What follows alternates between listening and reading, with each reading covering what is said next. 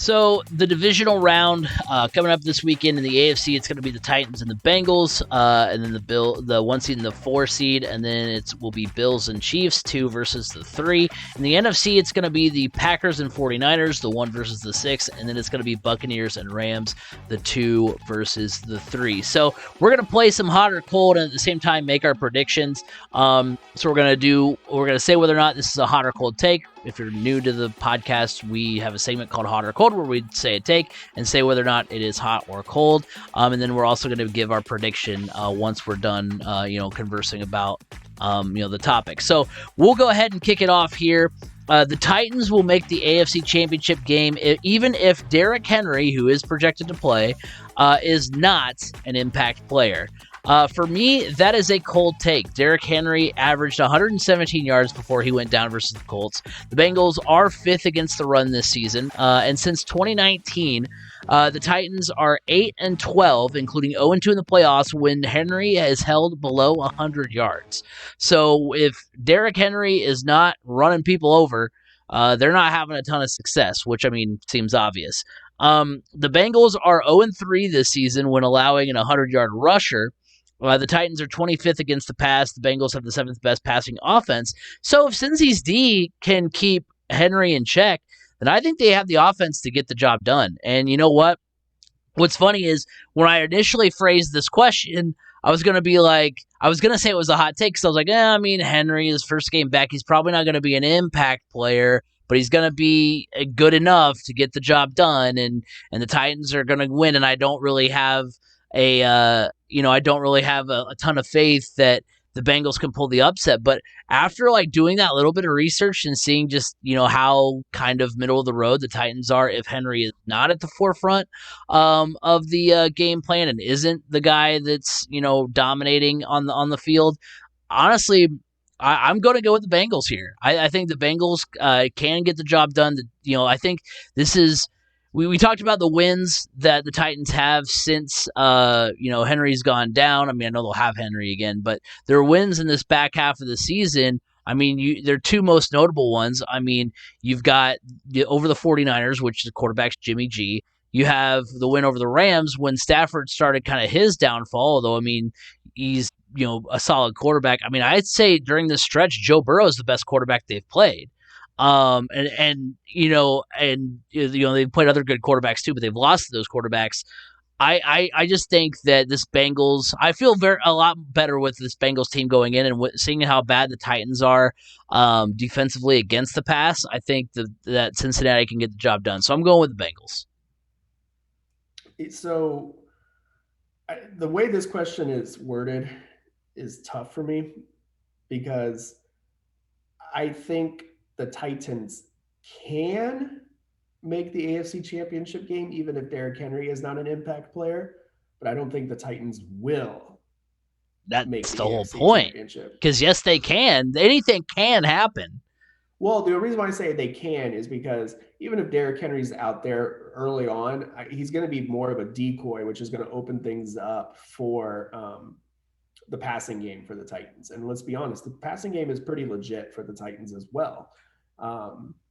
But I don't think that has any staying power because once the Bengals realize that he's just a decoy and he's really not performing all that well, they can clamp down, and the Bengals have the offense to go toe-to-toe with have the passing offense to go toe-to-toe with another team. And honestly, I think they have a better passing offense than the Titans. Just because I trust Joe Burrow a little bit more right now than Ryan Tannehill.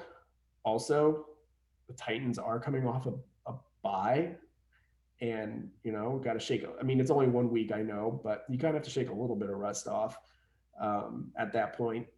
So yeah, I'm going to say it's a cold take as well, and I'm picking the Bengals to make the AFC Championship. I said it earlier. I think they're one of those teams that's kind of surprising, and there's always that one surprise team, it seems like, in the AFC to make a run to the AFC Championship, and it's going to be the Bengals this year.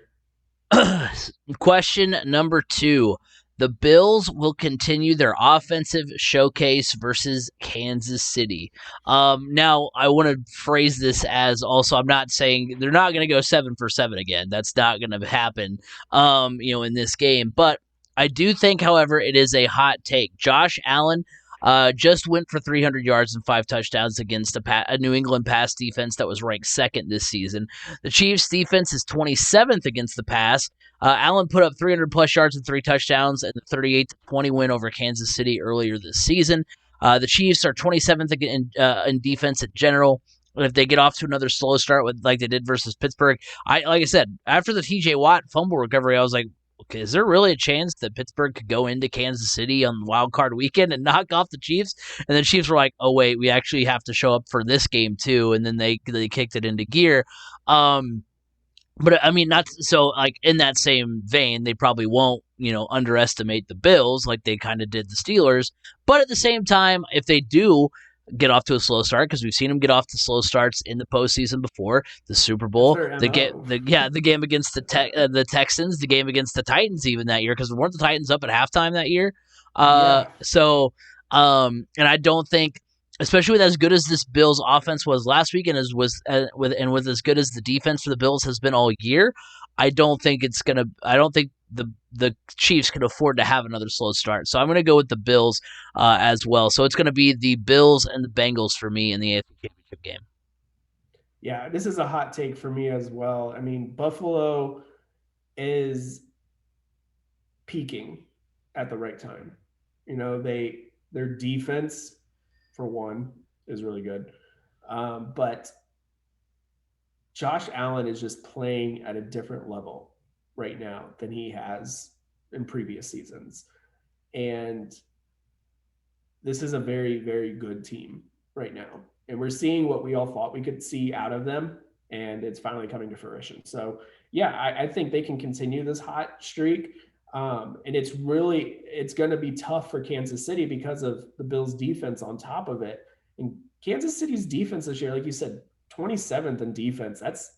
They're just not performing. And with a Bills team that can really punch you in the mouth, I mean, this is a team that's kind of got a little bit of everything. They're not great at any one thing. They're just good at a lot of different things on offense, and that is really what you want in a team this time of year. So, and Josh Allen's he's not making mistakes right now. And that's the biggest key, not making mistakes. He's not forcing it. He's playing within the game, and it's working for him. And that continues on. Bills, Bengals. When I did my Bills video on TikTok, 3C Media on TikTok, the random losses that the Bills had earlier this season to like the Steelers and the Jaguars, which just kind of had you scratching your head. I think at that point too, they had lost to the Titans. They lost the turnover battle, and you really hit the nail on the head, because if like the big key to that win over New England was the fact that Josh Allen didn't turn over the football, or just they didn't have any turnovers in general. So if he does that again, if they limit mistakes, then yeah, it's going to be really tough for Kansas City to really do anything with that. So moving on over to the NFC, the question is, so I don't like on Hot or Cold to just flat out be like, well, this team will win, because you could literally do that with every single thing. So I try to word it creatively each time. So this is basically what this question is, but just formatted in a way that it's not technically asking that question. So giving you a little peek behind the curtain there. The 49ers will continue to shake up the NFC, hot or cold. For me, I originally worded this as a, thinking, because it's tough. It's tough when you write the questions, because you try to make sure you don't write it. I think I've said this before. You don't want to write it to where it's gonna be. You think it's gonna be hot for you every time, or it's gonna be cold for you every time. So you just try it like, hey, well, what do I do with this? So originally when I wrote this question out, I was like, I think this could be a hot take, because I really think with the way the 49ers played on Sunday, like they kind of reminded me of the way they looked a couple of years ago when they made the Super Bowl. As far as they played really good defense, they ran the ball, they did all that good stuff well, that we know that they can do. So I originally was like, hey, why not? Let's get froggy. Let's pick the 49ers to beat the Packers. And then crash kiss of death. Here, exactly. And then, the Packers held, I looked into the numbers a little bit. The Packers held the 49ers to 67 rushing yards in their 30-28 win earlier this season. It was funny because I had to remind myself that some of these teams that are playing this weekend actually played each other in the regular season too, so I had games to kind of jump off of. You know, San Francisco is 0-4 this season when failing to rush for 100 yards as a team. They are 10-3 when rushing for over 100 yards. So if the Packers can control that running game, then they're going to be in good shape. The Packers are 11th against the run. The Cowboys were 16th. I think the Packers are better coached, not as mistake prone. Aaron Rodgers has only thrown 4 interceptions this season, and both defenses are solid in general. So I mean, when you have that point to jump off of is okay. Both teams have good defenses. Both teams have offenses that can win in the postseason. But if I'm really comparing the two, I like the Packers' offense. I like the Packers' coaching staff. I like Aaron Rodgers more than I like Jimmy Garoppolo. More than I like the San Francisco offense to get it done. So ultimately, I am going to pick the Packers. I think it's a cold take here. Yeah, I agree. It's a cold take. I mean, the Packers or the 49ers, they played a good game against the Cowboys, but the Cowboys just shot themselves in the foot over and over and over and over again. That's not going to happen this weekend with the Packers. I mean, we're talking Aaron Rodgers, who's most likely going to be named league MVP. We're talking about the number 1 seed in the NFC. They didn't get there. They didn't back their way into that quite like the Cowboys kind of backed their way into the playoffs, it felt like. But it's going to be a much tougher battle. And like I said last week in the playoff preview, Aaron Rodgers just seems like he's playing with something to prove right now. And nothing's going to get in his way of proving that point. And unfortunately, the next thing to try to stop him or stand in his way is the San Francisco 49ers. Good luck. I hope it's a good game. But I'm going with the Packers again in this. I mean, I picked the Packers to win the Super Bowl. Do you think I'm going to back off of it now? I would. My preseason Super Bowl. I was going to say already lost, so I need to ride somewhere. Yeah, I'm surprised it took us past the 1 hour mark for me to remember to mention this. But yes, last night, Monday night's game was the battle of B. Scott and I's preseason picks to win the NFC, and my team ended up being victorious. So I'll wear that as a badge of honor. In the playoff preview, I did pick the Rams. True. You picked the Rams, and you also were completely out on your postseason pick, and you went with the Packers. So we'll see if they can keep it up. So speaking of Rams and Cardinals, let's go ahead. That is the final question. The Rams question and Buccaneers this weekend. Yes, they eliminated the Cardinals. Right. The question about the Rams and Cardinals was what I meant. They're going on to the next question here. The Rams will exploit the Buccaneers secondary for the second time this season. So in the first meeting, Matthew Stafford threw for 343 yards, 4 touchdowns versus the Bucs on September 26th. That was the second highest mark this season in terms of yardage, and tied for the highest mark for Matthew Stafford in terms of touchdowns in a game. So that was at kind of the peak of Matthew Stafford started the season, where we're like, oh yeah, when I was the most confident in my Super Bowl pick that the Rams would win the NFC, that's when that game happened.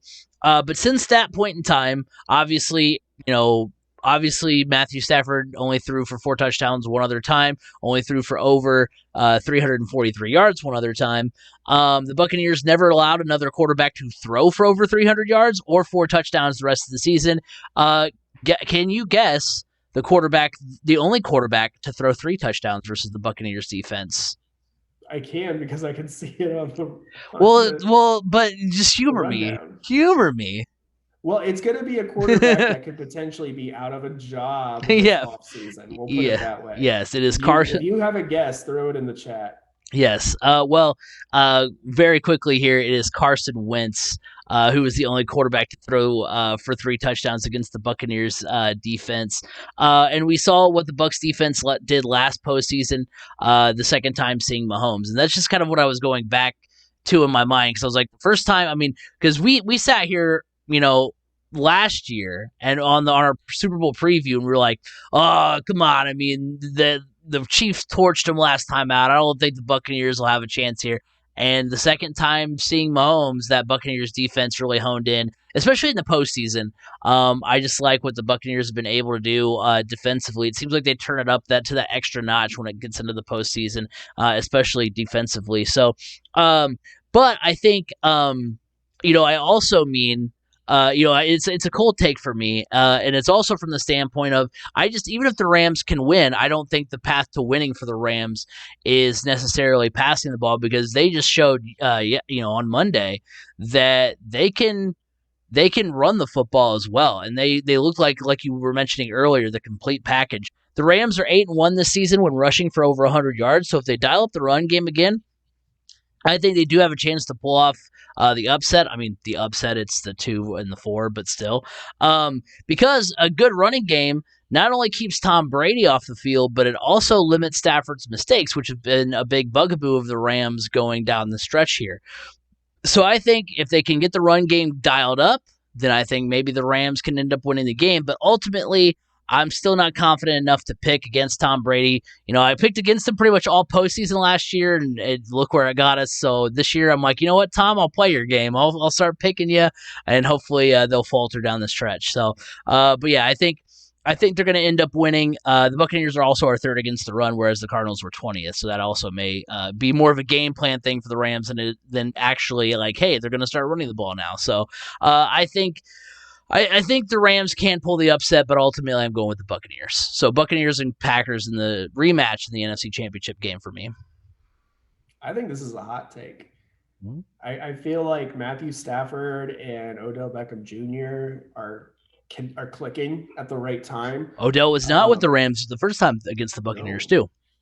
So I feel like I said, I feel like the Rams are hitting their stride at the right time again. They figured it out. And for some reason, I don't have the same faith in the Buccaneers this year overall. They haven't looked the same. Now, granted, when you have Tom Brady, you just need to make the playoffs. It's kind of like, in years past in the NBA with LeBron, he just needed to make the playoffs and then, win a championship. But I don't know. There's just something off this year about the Buccaneers, and I wouldn't be surprised. And I'm picking the Rams to win this one just because I feel like the Rams right now are a little bit hotter and are just clicking better. I don't know. This is probably going to be one of the better games. Yeah. If I had to pick two games that I definitely can't miss, one from each conference, Bills, Chiefs, obviously, and then Rams and Buccaneers on the NFC side. So this is one of my can't miss games.